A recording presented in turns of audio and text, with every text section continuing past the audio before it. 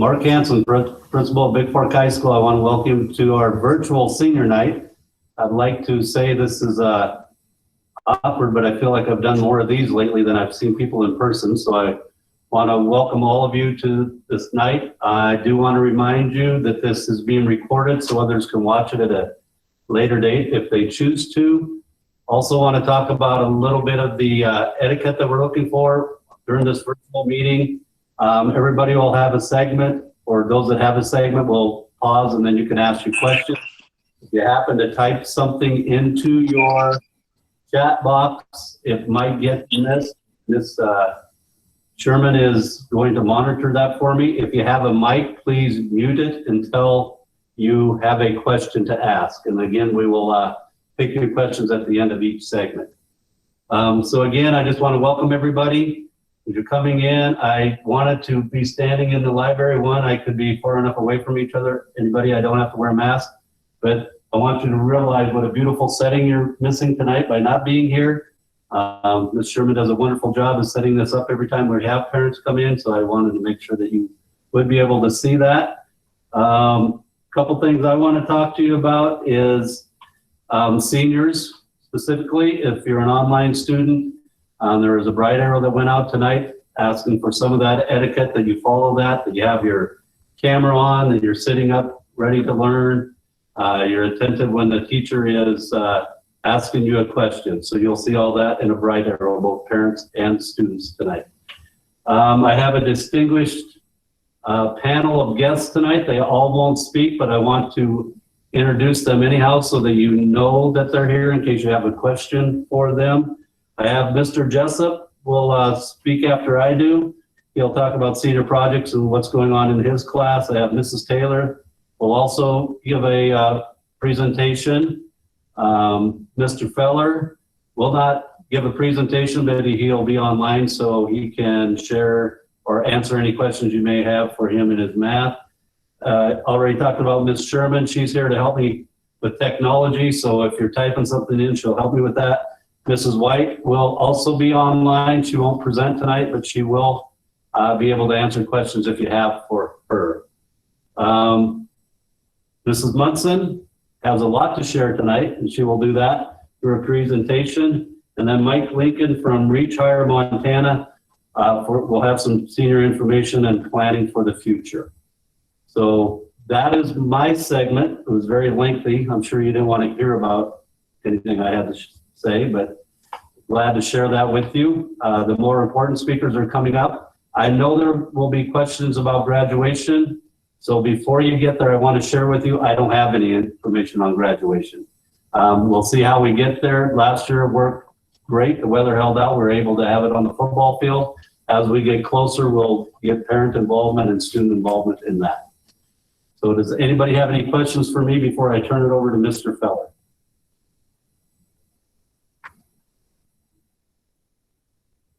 All right, Mr. Feller, I'm sorry, Mr. Jessup, you're speaking next.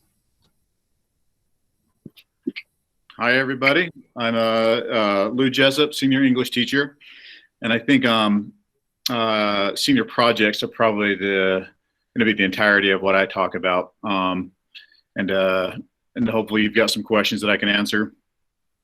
This year's a little different than last year. Last year I got pretty animated and excited about pushing the kids out into community service. And this year, given the COVID kind of circumstances, I'm dialing that totally different direction, and I'm asking the kids to pursue a personal interest, something that really stimulates their imagination, something that they have always wanted to try and maybe have never had the opportunity to do it. And this could cover a lot of different things. Each kid I'm asking to put in about 20 hours of time separate from writing papers or creating the presentation into the actual doing of the project. And examples of that, for me, if I was a student in my class, I would be looking at things like I would like to learn how to watercolor, might like to learn how to build a bamboo fly rod. I might want to fix up a car. These don't have to be necessarily academic, but I'm kind of putting this all underneath the umbrella that is, you pick any of these disciplines and you push it to really become a master of the craft, and you approach what it means to be an artist in anything. We start aligning some of our philosophies and our passions, and it really becomes very, very similar to anything academic when you're passionate about it. And the kids aren't expected to be expert at these things, but to just get deep enough into it that they encounter some of the real world problems that they're going to have to overcome, whether that's time management, whether that's financial. They're not asked to spend any of their own money, but certainly some kids end up realizing what they've taken on ends up costing money.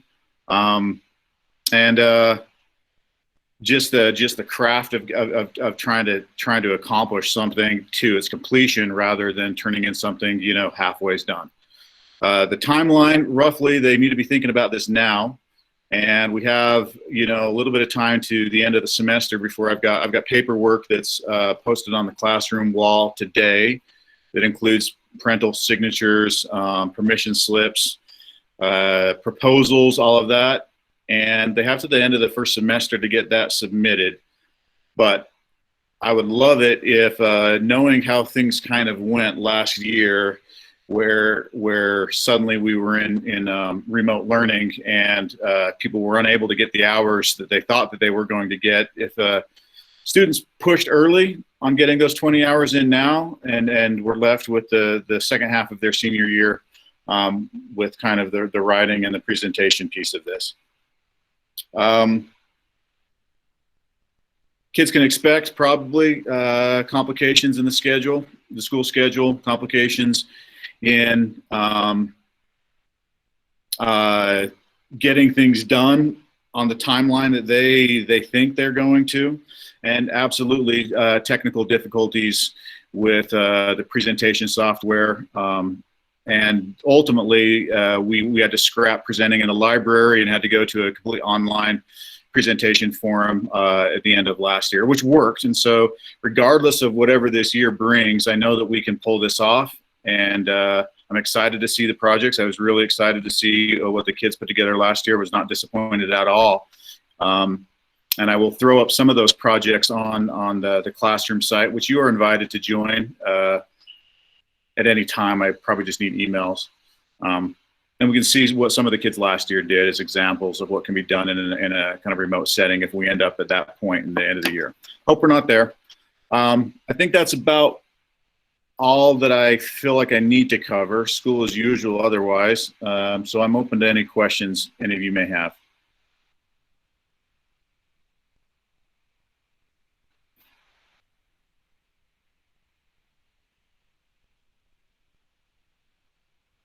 That's good, I guess. Must have did an awesome job.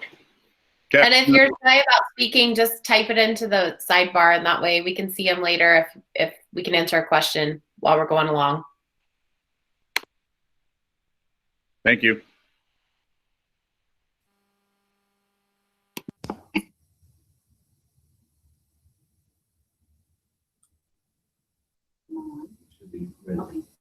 Hi, I'm Mrs. Taylor, and I teach your seniors government for the first semester and then economics the second semester.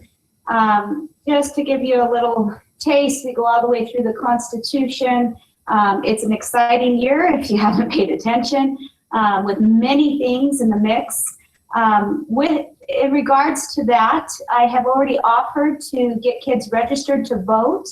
If your child still wants to get registered to vote, they just have to remind me and I can give them the form. And the school actually is willing to send it in the mail to get it in to register if you would like to do that, or you can send it from your home, either way. And so I've done that already, but maybe someone has lost it or anything, something like that. I can get them another form so that if they want to participate within our system here in November, they sure can still at this point. The second semester I teach economics. I will do mostly macro and a little bit of micro. So it's just a dabble, a taste, and understanding how things work. And then at the end of the year, we do a trial, possibly. Again, with COVID, I'm not sure if that trial is going to happen or not. It may not. But we'll see as we go through things, and we'll maybe have some type of trial thing, and I'll maybe do it virtual some way. Not sure, but that's at the end of the year. I just want to give a quick reminder that those kids that are online, they need to remember to always turn on their cameras and turn on their mics to participate. That's the best way to get my attention in the class, is to turn on that mic. I am more than willing to help them out. I keep my Google Meet on until I leave the school. So it can be on all the way until 5:30. I just mute it, and my students can come in and ask questions. I had one student at the end of school automatically do that. Actually two, I take that back. And so know that I'm available. If they can't come into the school, I'm trying to leave it on so you can get the help that they might need. Other than that, those that are online are still responsible for the same things that happen within the classroom. And it's just so important if you could encourage your students when they're online to communicate. As you can see here, I can't see a lot of your faces, and so I don't know what you're thinking or anything like that. And just like in the classroom, I can't always see if you're confused or frustrated or anything like that.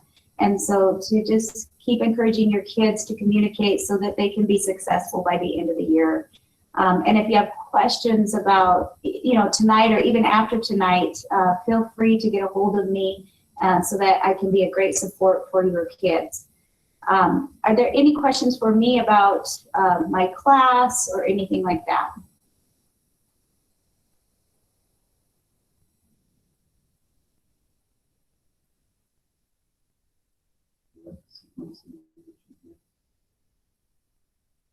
If there are no questions, then Ms. Munson is next. Nice meeting you.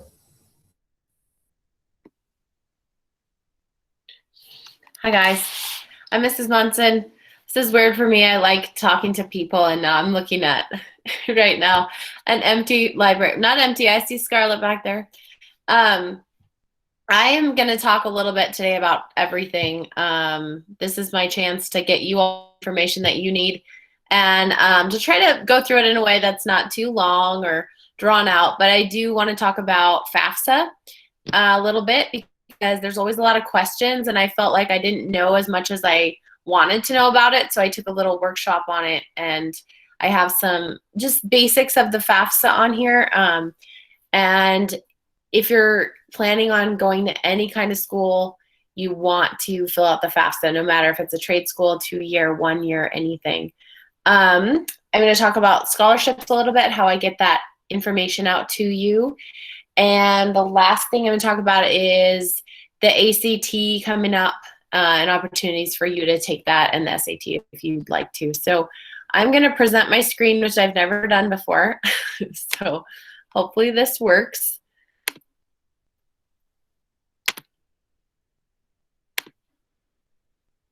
Okay, so I'm going to be talking, like I said, about FAFSA first, and we'll go through that. So first of all, it's important to note, I get a lot of people that are like, why do I need to fill that out? I'm not going to get any aid. What's the big deal?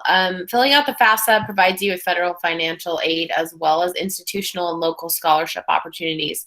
So you can get all kinds of aid through the FAFSA, and you don't know what you're going to get unless you fill it out. And a lot of schools actually do require that you fill out the FAFSA. It also helps determine whether you're eligible for federal loans, grants, and work-study programs. So that's important to note. Some tips that I got from my little workshop. First of all, the first thing you need to make sure that you do before you even go to fill out the FAFSA is everybody needs an FSA ID number. And you'll need a student number. Students, you need one. You need to fill one out, and your parents need one. And if you have a student who's already been in college, then you don't need to worry about that parents. You already have one.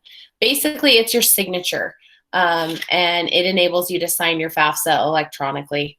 So I put the URL here. It's studentaid.gov is really where you go to get your FSA ID number.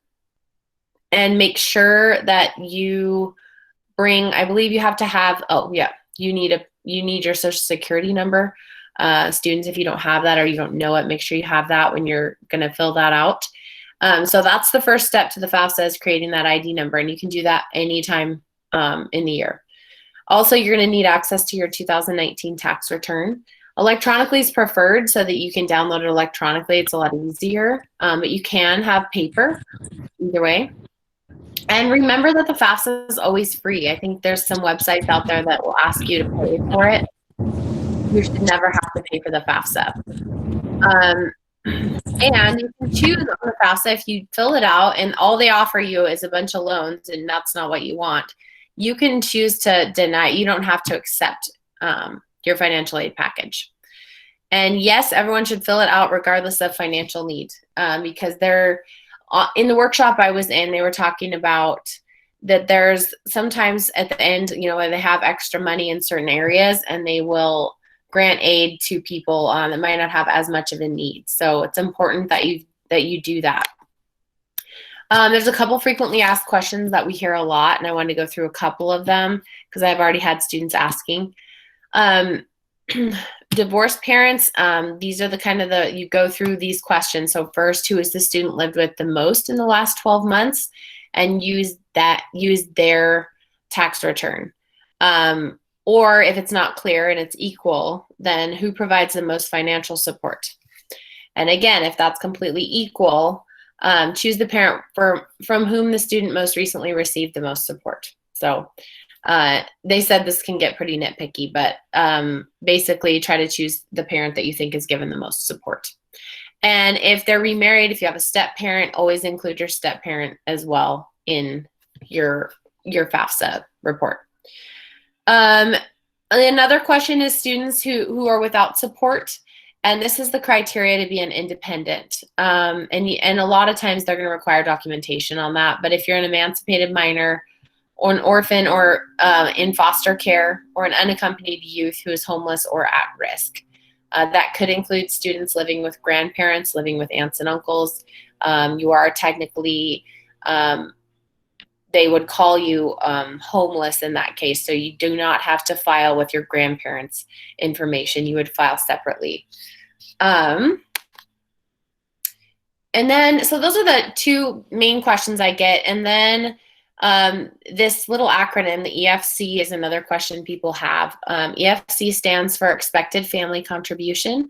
And it measures a lot of different factors, but not limited to like your family size, other kids in college that you're paying for, your income, your assets. And so when you're done with the FAFSA, you will get your EFC. And that's what scholarships will ask for. They'll say, I need your EFC form. And so you have to print that out for a lot of scholarships. It'll show what your EFC is at the top. This does not show the exact amount you or your parents will pay for college. That's not what it means. It's simply a variable that helps colleges figure out how much financial aid to give to you. It's also not the federal aid you'll receive. Some people get confused on that. So it's basically a tool. There's a formula, the cost of attendance minus your EFC equals your need. And that's a variable that colleges use. So I think that people look at it and they're like, what? I can't contribute, $20,000 to my kid's education. Why does it say that? But that's not really what it means. So each school is going to be different, obviously, but your EFC will stay the same. And I just wanted to go up a little bit through the types of aids that is offered, because when you get this package, it might be confusing to you when you get your college package back. So there's federal subsidized loan, and it means it's not accumulating interest while you're in college. So they hold off on your interest. Whereas an unsubsidized loan is accumulating interest. So those are kind of the scarier ones, unless you can pay the interest as you go. That would be usually a last resort, but can also be helpful. And then the Parent Plus loan, parents apply for the loan using their credit report, and then they can choose the amount that they would like to take out. So even though they give you a max amount, you don't have to take all that out if you think you just need a couple thousand or whatever. And then finally, the deadlines. FAFSA opens tomorrow, October 1st, every year. And usually in Montana, their priority deadline is December 1st. So get it done in the next couple months. I know a lot of kids put it off and then they'll come to me in like March or April, and there's not a lot of money left by then. So I would say if you know where you're going and you know what you're doing and you know you're going to need some money, get that FAFSA done as soon as you can. It takes about a half an hour to fill out for most people. And then about 3 to 5 days to process. You'll get an email with a link to you called, and it's called the Student Aid Report. They use a lot of acronyms, the SAR. And also on your FAFSA, make sure you list all the colleges you might go to. It's easier than going back in and adding your FAFSA. You can do that, but it takes longer to add a college later. So make sure when you're filling it out, you add the colleges that you want it sent to.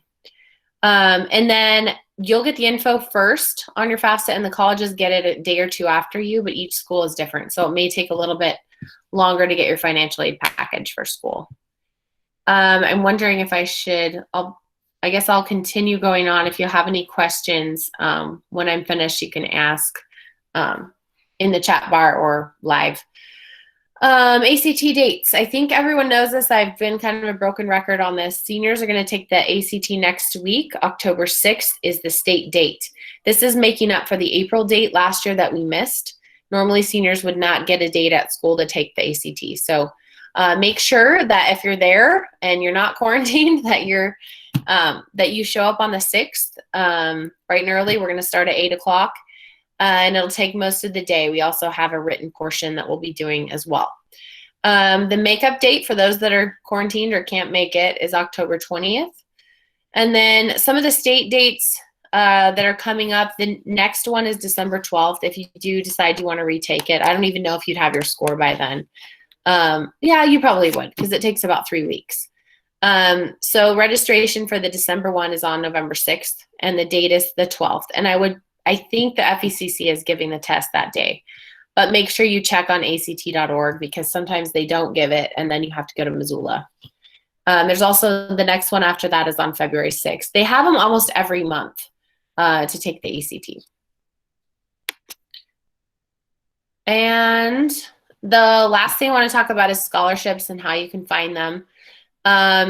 So I have a little, I don't know if I can show it to you actually, but I have a Google sheet that has scholarships listed, deadlines, how much, where you find the information, and I send that to the kids, and they can only access it with their Big Fork email. And I want to keep the kids in the driver's seat here so that they can be on top of those things. And so I do send it to them occasionally. I remind them, like, here's the deadlines, here's what's coming up. But there's a bunch of things on it, and as the year goes by, it will grow to in the spring down to like 40 at a time on there. So make sure that you're asking your kid and kids that you're checking deadlines that are coming up. So I also have a calendar on our website, on my specific website in the counseling section, that has all the due dates for the scholarship. So then you can at least say, hey, this due date's coming up. Did you fill out that scholarship application? And I just kind of put in here how you can find it. So it's on the high school website. Click your drop down, click on programs, and under programs is counseling. So it's a little bit hard to find my page, but it's in there. And it also has a link for the students to the scholarship page. Yep. I just shared your website in the chat box. You're awesome. Thank you so much. And I just put some of the bigger ones coming up on here. I always advertise the Horatio Alger. It's a huge scholarship. It is need-based. So it's, I believe, $55,000 or less of a household income. But if you are eligible for it, I recommend everybody apply that's eligible. It's just a 2.0 for GPA, and it's $25,000. We did have a student receive that a couple years ago. And if you do not receive the national one, you're automatically qualified for the Montana Horatio Alger, and that's $10,000. So those are big scholarships. I wouldn't miss them, especially if you have need. Some deadlines, other deadlines that are coming up, the PEO scholarships are just for the women, but make sure, girls, you get those in. Those are coming up this week. There's plenty of scholarships over the course of the year for everyone, not just, a lot of kids think, I'm not even going to apply because I don't have a 4.0. There's plenty of scholarships for kids of all different shapes and sizes. So if you have need, if you don't have need, if you have a high GPA, if you don't have a high GPA, there's something for everyone. And I'm really working on getting the most, advertising the most that I can on there. And this week, as you guys know, is college application week. So deadlines are a lot different from even my time when I applied for college. They're all a lot earlier now.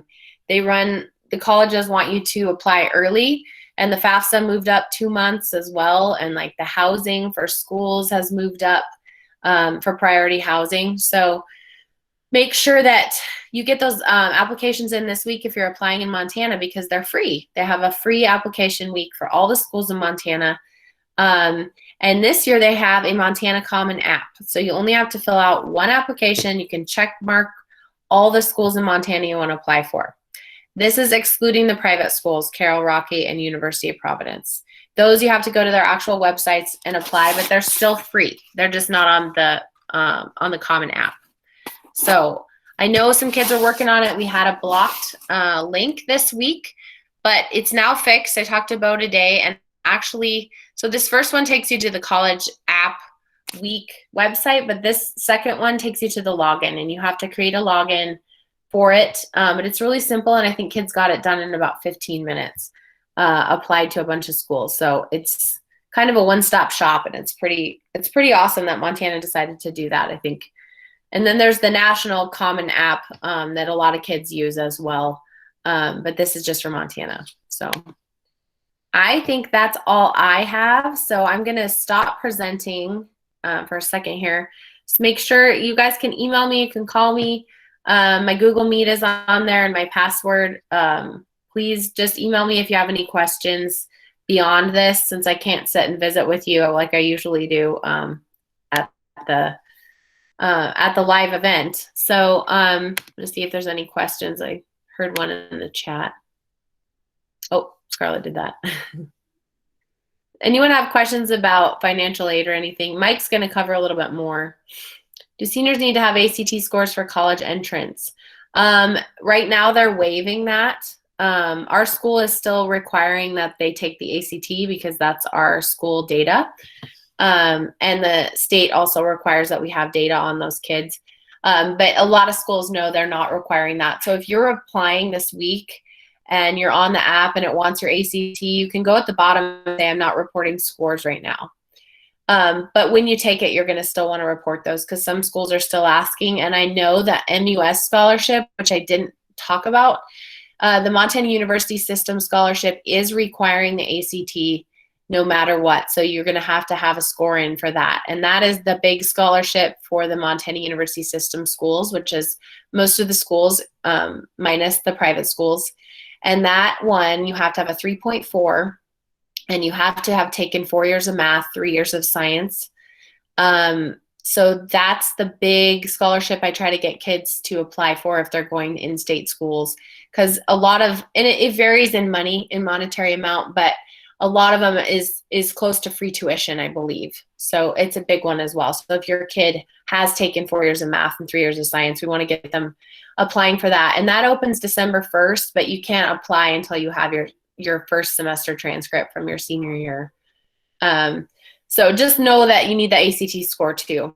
Are some colleges still wanting the scores, or are these for scholarships? Yes, I think definitely ACT scores are still being used for scholarships. That's actually probably the biggest factor in a lot of scholarships, especially the honors scholarships from MSU and U of M. They do require higher ACT scores. It's not, to me, as important as getting into college now as it used to be, the number, because they have a lot of factors in there, but it's definitely for scholarships important. So does anyone have any questions about anything? That was a lot of information, I know. And you can go back into the recorded one and you can look at the slides, or I can send you my slides too, if you'd like that. So you can email me, and I'll put my email in the chat bar too, so you can find it. And I think that's all I have. So I think Mike is next. Hello, everyone. My name's Mike Lincoln. I'm with Reach Higher Montana. I'm based out of Kalispell. I'm an outreach advisor for outreach or for Reach Higher Montana. Just like everybody else said, these times are really kind of different, and doing this through Zoom is not the most ideal thing, but we'll make the best out of it. A little bit, Reach Higher Montana is a nonprofit that is based out of Helena. They're an offshoot of the Student Assistance Foundation. And some parents, if you went to college and you took out a student loan back in the 80s, you probably took it out through the Student Assistance Foundation. And so that is what we do now that the government has taken over the student loans. We are now helping with scholarships, careers, and college choice types of things. All of our services are free. We're here to help. I come out to Big Fork High School, at least I used to come out to Big Fork High School, and I hope to again sometime soon, and work with all of the students there on careers and learning a little bit about themselves as to where they want to go in their future. So that's a little bit about Reach Higher. I'm going to share my screen here if I can make sure I do it the right way here. Oh, yeah. Let me see here. I got to reduce that.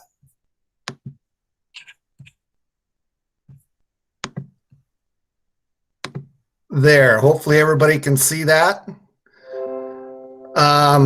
It's saying I'm presenting, so I think I am presenting. So we're just a little bit of some statistics. There's been a lot of advance in technology and globalization, and there's so many new jobs that are out there to look at for your students to look at. Dell Technologies did a study just a couple of years ago. 85% of the jobs that exist in 2030 haven't even been invented yet. That's how fast things are changing in the world, in the United States. These other two are really important pieces when you start to think about how much it's going to cost to go to college and how to get your best bang for the buck with what you want to do.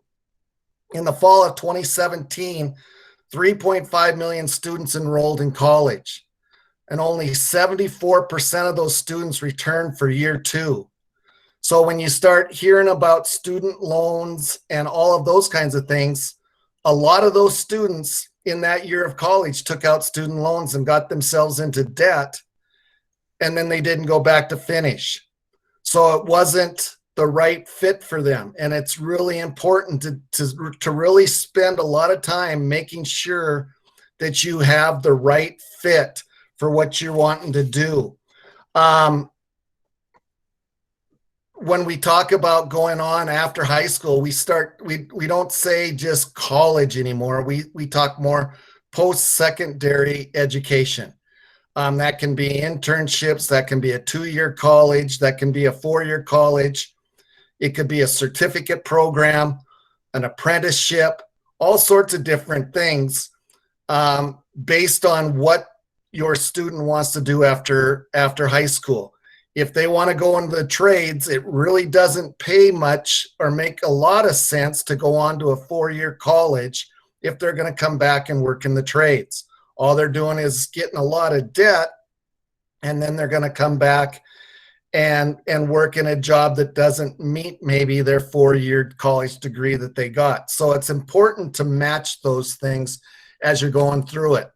When you're looking at the right post-secondary fit, and maybe a lot of you students have kind of got an idea of where you want to go, but if you don't, I really recommend not just putting all your eggs into one basket, and I'll tell a story here in a second about that.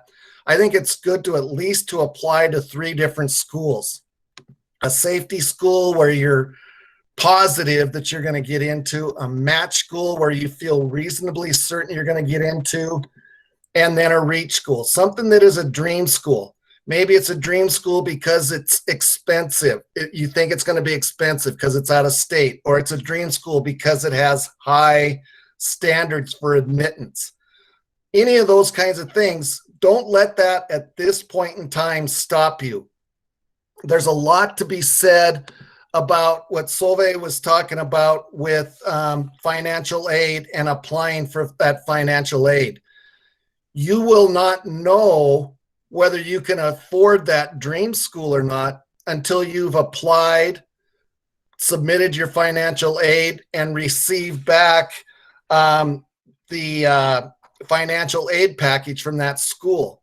And once you get the financial aid packages back from each of the schools that you apply for, then you can set them side by side and compare what they're going to cost you. So sometimes a school that is out of state that may be $40,000 a year because they have huge endowments and you fit the criteria of who they want to come to their school, that $40,000 school may become a lot cheaper than an in-state school based on the aid that that out-of-state school will provide. You'll never know that unless you apply and go through the process of getting accepted and getting that awards letter from each of those schools. So I really try to emphasize not putting all your eggs in that one basket and seeing just what might be out there. And always knowing that dream school, don't set your heart on it because it is that dream school, but it might come true.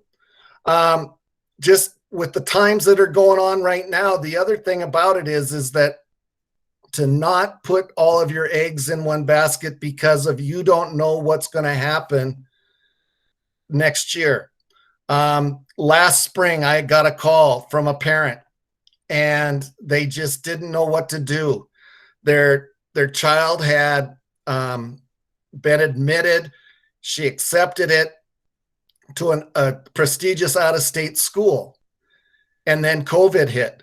Well, she had her mind made up that she was going to do that, and she didn't apply to any Montana schools. She didn't apply for any Montana scholarships. She would have easily got a Montana University System scholarship, but she didn't apply for it because she was going out of state. COVID hit. All of a sudden, that school was going to online learning for this year. She didn't want to leave with all of the incidences going on. And now all of a sudden, all the scholarship deadlines had passed. She could still get into school, but the number of scholarships had shrunk. So it's important to have a backup plan and go through that process. If you get an MUS and you decide to go out of state, that's okay. All you do is you turn it back and it goes to somebody else. So you're not hogging it or keeping it from somebody else. It will eventually get to somebody else, but you're making sure that yourself is taken care of as you go through this. So with that, I'm going to end sharing this screen, and I'm going to try to go and share a different screen. See how I can do this. And what I want to share now with you is the Reach Higher Montana website. And that's where I'm going to kind of talk a little bit about what, scholarships and paying for school and all of those kinds of things. But to follow up a little bit on a couple of Solveig's things that she talked about with the FSA ID, if you're going to sit down and do the financial aid, the FAFSA, I would recommend getting the FSA ID a couple of days ahead of time because sometimes it takes a little time to get that validated. Also, with why would you do the FAFSA if you don't think that you're going to get anything for it? I was assistant principal at Flathead High School and sat on the Hawkins Scholarship for several years. And the Hawkins Scholarship is a county-wide scholarship that is given in Flathead County. And it bases part of their eligibility is on that EFC. But what you don't know is how many people are applying and how many scholarships are going to be available and where the top end of that EFC is going to be. You'd be really surprised how high that EFC some years can go with that Hawkins scholarship based on who applies. So it's a tool that can be used within scholarships along with the colleges for figuring out what they're gonna be able to give in a package. So that's really important. Our website is reachhighermontana.org, and if you scroll down here, you can see that there's 4 tabs on our website. You can go into the Plan Your Future, find your career path, explore education options, or pay for school. And in each of those areas, there's all sorts of information to help you and your students find things that are valuable and good hints of how to go about doing all of this. But what we're just going to focus on is the pay for school area. And if you click on the pay for school area, you can come in here, and the first thing is COVID-19 in your financial aid package. This is a financial aid director out of Helena, and it talks about that. Then it talks about paying for school and financial aid. Another financial aid director is talking about tips for students and parents about financial aid. The next thing in there is the FAFSA. And if you just click on the read more there, it's going to talk about everything that Solveig had just talked about. It's going to give you links to go ahead right here. You can go and get right to that FSA ID, so you don't have to remember what that link is.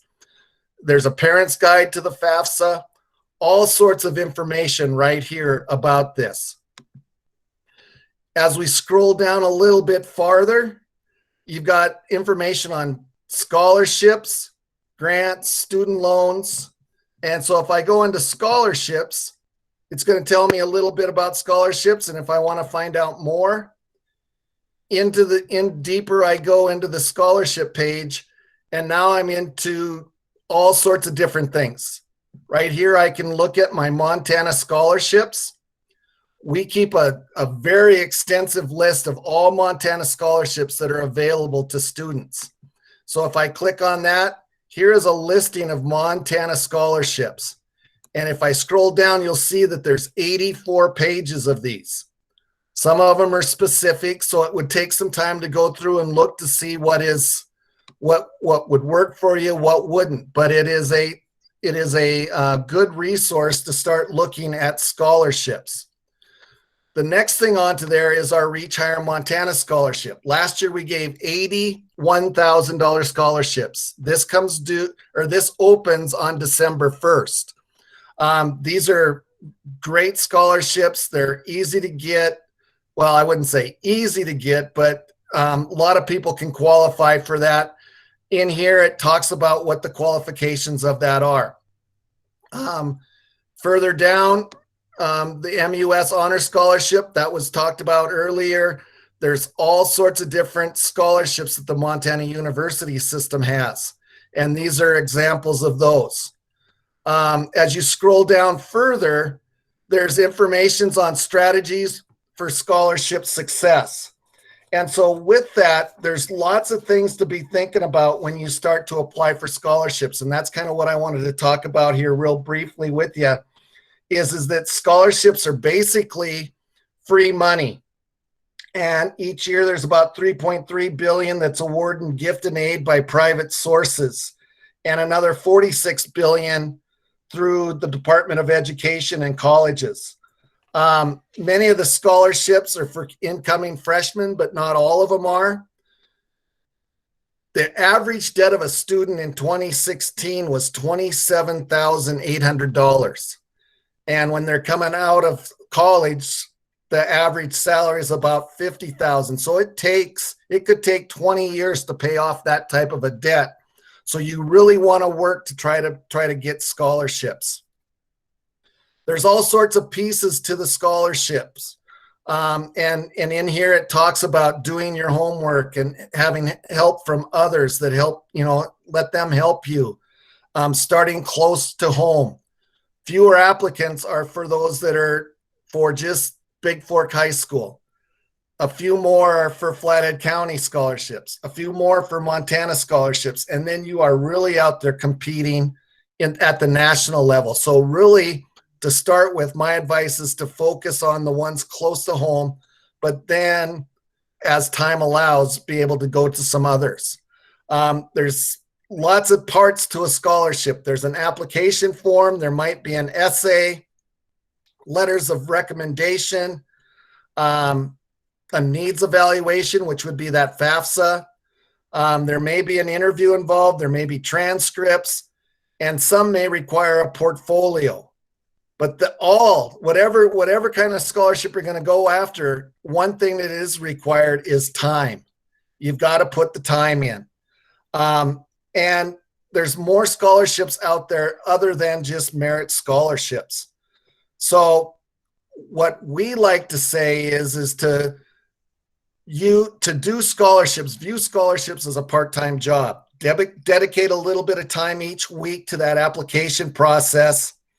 And then aside from the deadline, that essay is a huge important piece. And in here, as you look at this website, there's a video of a Helena Capital student. We got lots of videos of students on here about who you should ask for a reference letter and when do you ask. There's scholarship search tools, and I'm going to show you one here in a little bit. But then there's some hints from some former high school students of how they went about searching for scholarships. This right here, Virginia Reeves is a Montana author, and she has great ideas and thoughts of college essay write for college applications and for scholarships. So these videos could be real valuable in how to go about looking at and searching for scholarships. So like I said, it's really important to make it a part-time job. Another thing that I would recommend for you to do is to set up a separate email account. A lot of students have email accounts, and when they set them up with some kind of a fun name or funny name, and there may not be that professional of a email address. That probably wouldn't look good to going to a scholarship committee if you're sending things to them, or to a college admissions committee. So you may want to set up a separate email account just to keep track of and separate from your social stuff that goes on in an email. Many students find that very helpful. When you start searching for those scholarships, there's all sorts of places to do that. And I'm going to show you one here, and I think I'm going to have to stop this again. Where did I go? And now I'm going to go back. No, that isn't what I want to do. Sorry. This isn't my usual format, so I'm kind of stumbling through it a little bit. But what I want to share with you is a website that is a multifaceted search engine. And one thing that you want to do is you want to avoid scams. You should never have to pay for a scholarship. You should never have to pay for a search for a scholarship. There's all sorts of these sites out there that will help you with that. So if you're being asked to pay money to get money, something's not right with that. Okay. So this is a one that I have set up just as an example. It's called College Greenlight, and it's collegegreenlight.com. It's interactive in a ways that it'll send you things if you want it to send you things. If once you start putting in the information about what kind of schools you want to go to, then you're going to start getting these schools that show up across here that offer the programs that you want. But it'll also then send your information out, and schools will take a look and say, oh, this is a student that would be a good fit for our school. And they will then contact you to say, hey, have you looked at our school? You would be a good fit. And that could be an avenue for scholarships also. or you can keep that all turned off if you want to. You can also go to scholarships here, and I figured that it did that since I logged in a long time ago. So just get here real quickly. And so with that, I had done it asks you a bunch of questions, and then it comes up and it matched me with 299 scholarships. That's a lot of scholarships to look at. But the reason I like this one is for two things. One thing is it evaluates the effort that it takes to do this. So is it going to be a quick application, not too bad, or is it going to be grueling? So it gives you a little bit of an idea of how much work you're going to have to put into that scholarship. The other thing is the competition. If there's only one person, then it's a low competition. There isn't a lot of competition for it. Whereas the Teal Fellowship, there's a lot of competition for it. But it doesn't take a lot of effort, so it might be worth it. You just never know. You can then over here keep track of what you're doing with these, whether you might apply, will apply, applied, or it doesn't fit, or you will not apply, and then you can sort it by those things. So this is an example of a scholarship college search engine that is out there. On our website, if you saw there on that Reach Higher Montana website, we gave you some other sites that are similar to this that you could use. Another one you could use is the Montana Career Information System. It does these things for you, and it does it just for Montana scholarships. So it's a great tool for Montana schools. It isn't as interactive where it will look for things for you. It'll keep looking for things. This one will keep sending you things. Hey, this scholarship just came available. So those things are available to you to be able to use. So I've looked at a lot of them, and it seems like that is one of the better ones, is that one right there. So with that, the last thing that I just have to do, see if I can get my window back up.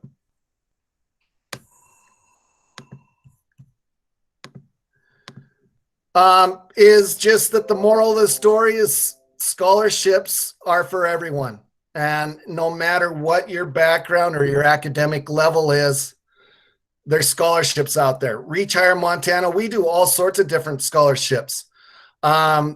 Just this last week was the college fair, and if students signed up and went into some of our presentations, they were eligible for a $500 scholarship drawing at the end of the week. So they sat in on a presentation by myself for a half hour. That put them in a drawing for $500. So there's all sorts of different opportunities that don't require high GPAs. We had art contests. I think Big Fork High School, one of their students got one of the sticker contests last year and got a scholarship for that. I don't remember how much or which one it was at this time, but we do lots of different things. And the way that you find out those things that we do at Reach Higher Montana is to follow us on our Facebook page or on our Instagram. And all you do is you search for Reach Higher Montana on either one of those and follow us. And on Thursdays, we have what is called Scholarship Thursday. And new scholarships are put out there every Thursday that are just opening up, that are scholarships that would be great for students in our state to qualify for.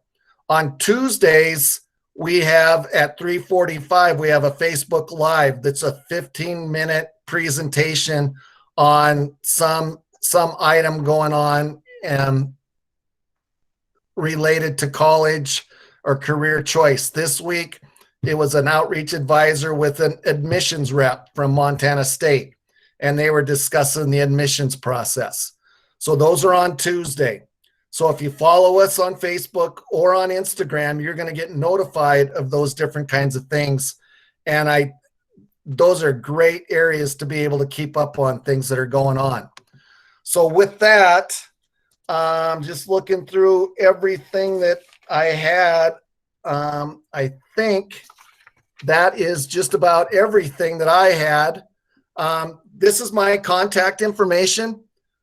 I not only will work through the schools, but I can work with you individually. We can set up a Zoom meeting, or however you feel comfortable to meet, and go through some things in a little bit more in depth if you'd like at any time.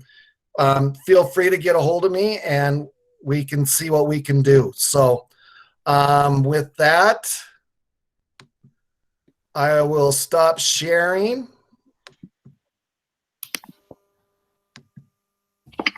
And open it up for any questions if there is any, or let you back at it, Solveig. Well, I'll if anyone has a question, definitely go for it. I had a few things I wanted to add at the end. Look at the chat. Yeah, there's a question for you.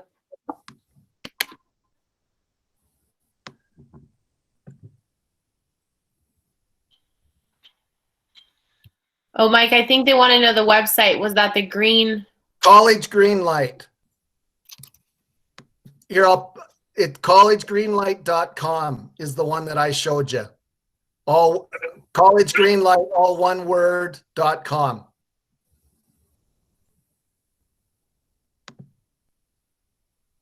Anybody else have any questions for Mike?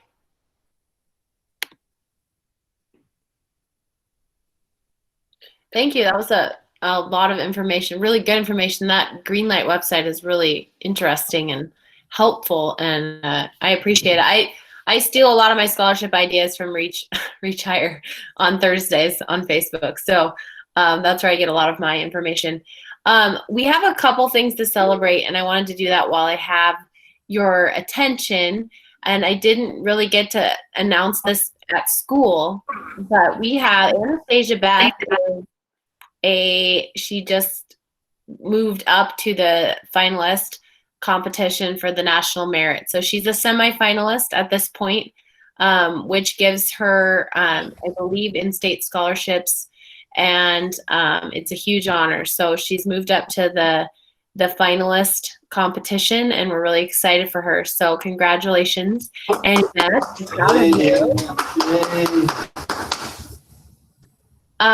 the second thing, we just did our votes this week, and I didn't get to announce it at school. Landry M is going to be our representative for the scholarship for the Daughters of the American Revolution. And that was voted on by your peers, Landry. So congratulations to her. Yay. And our other two finalists in that were voted on were Lauren Adolph and Juniper Johnson. So we're really proud of you guys. Those are always the first ones I get to announce at the beginning of the year. So like I said, there aren't a lot of scholarships right now, but I always say the early bird gets the worm, but the early scholarship applier gets the money. And people are always coming to me in about April and May. I need money. Why did these kids get all the money? Well, they've been in my office since, September 1st. So make sure that you're on top of that. And Mike just gave you a ton of resources. You could be doing that all the time if you wanted to. Make it your job. So yeah, go ahead. Just one thing that made me think of that I forgot to talk about before, and just be real brief about it, is how good of a recommendation do you want from the person that is writing that recommendation? If you want a really good recommendation from that teacher or that person out in the community, give them time to write it. Don't go and ask for it 2 days before you need it. Give them 2 weeks to get that recommendation put together. Let them write it, read it, rewrite it, and you're going to get a lot better recommendation than what you would get if you asked for 2 days. And when you get those, and when you get them all, thank them. They've taken the time to do that. Thank them for their efforts and what they're doing to help you with your future.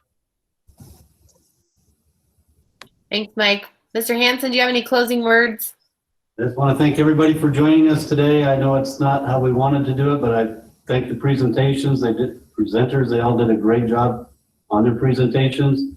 If you have any questions, you can call the school. We'll get you what you need. just happy that we're able to have Mike helping us, and what a wonderful job Mrs. Munson does. So if you don't have any more questions, we'll call it an evening. Thanks, everybody. And I'll stay on for a few minutes if anyone wants to chat or ask questions.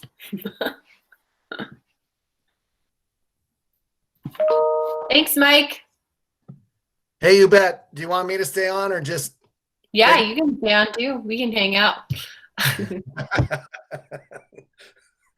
Nothing else to do in these days. That's right. I definitely don't have anything to do. It's like we had about 50 people, so that's pretty Is that awesome. what it ended up? Yeah, I was close to 50, I think, at one point. Okay. So I think that's better than what we get when we do it live. I mean, when we have it in person. I can't remember. Well, and you don't know. I mean, that 50 could be times 1.5, even if there was two, they're Right. logged in and there's both of them there. That's So cool. Yeah. yeah, Oh, that's awesome. yeah, that was a good turnout. Some of mine like Good this help, Charlotte. haven't been as good. Hey guys, nice to see you, Mike. Yeah. So if we have both parents attend, we count it as 2. Right, yeah, 100. Or a kid with their parent, but they probably were in their room on their device and their parents were in the living room. That's what happened. I was saying 1.5 just because maybe some were only 1 and some were 2. So I was averaging it out. Yeah. No, I appreciate it. I thought you guys did a great job. Yeah, good information. Yeah. There's people on here. Anybody have any questions? They just probably forgot to log out. And I also thought it was great that the parents, I realize this is kind of new for some of the parents and it is a challenge. So I'm appreciative that they showed up for that, and hopefully they got the information that they needed, because it's hard. It's a new situation. Yeah, I don't really enjoy this either. Yeah. But we did it. And so Coffee. I stayed a little more away from my PowerPoint and did more with the website. Hopefully that will help them see that where they can go and get that information. Yeah, no, that was helpful for me too, because sometimes I try to reinvent the wheel and do my own thing when there's other things that are already done. I could just point them in your direction. So Yeah. Everything's on that website. It really is. Awesome. Yeah, I like how Stormy pointed out that it's hard to gain feedback from someone when their camera's not on, and when you can't tell if they're confused or if they're nervous or shy or. Yeah, and I get energy from crowds, I was talking to the seniors the other day, and it was I kept looking at their letters. I'm like, hi, cool. I feel like I'm talking to myself, but whatever. Jill, Allie told me that she wants to go into the FBI. Hey, Solveig, you're still recording too. So I don't know if you want to record this part or That's not. Mark. Yeah, or Scarlett. That's me. Okay. Well, I think I'm just going to kill it. So. All right. Okay. Great job, everybody. Thanks so much. We'll see you guys. right. Have a good night. Bye.